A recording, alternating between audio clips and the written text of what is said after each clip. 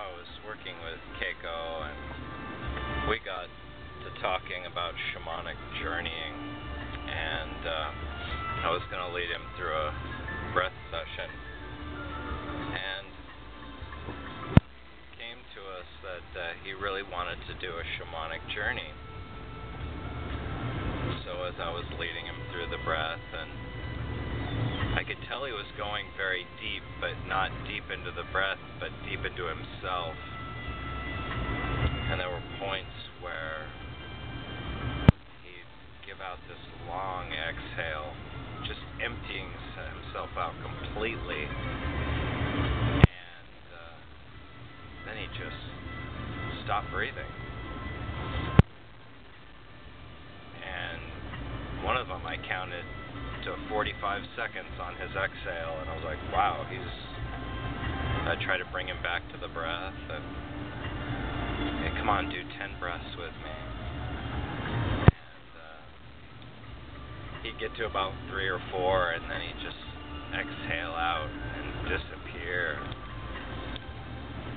And so I just kept tending the fire and being present for him, and trying to bring him back to breath every now and then. And it just kept going deeper and deeper.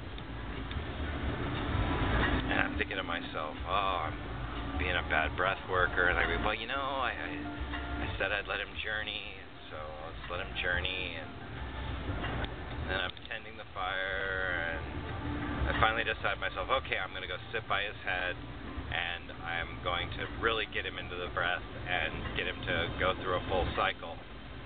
And just as I have this thought, there's this big crack in the fire, and this red-hot coal flies into my pants, into my boxers, and I'm sitting here trying to shake it out of me.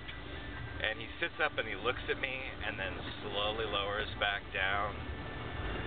And I cannot help but start laughing, and I'm trying to laugh quietly because I realize, no, he's present. He's connected. He's connected with his breath, and he's journeying. And so I gave him another, I don't know, half an hour, and told him when he's ready to roll to his side. And he came up and he told me about this amazing journey he was on, and he was with the buffalo, and then he was with this guide that he's met before, and there was this woman, and oh man, and it was just, and he had this amazing experience, and it was so great because I was going to pull him out of it, and the fire said, no, you're not, no, let him go. And I think it's just one of those amazing situations where spirit manifested as hot coal on my ass to just let it be what it is, and that was really cool.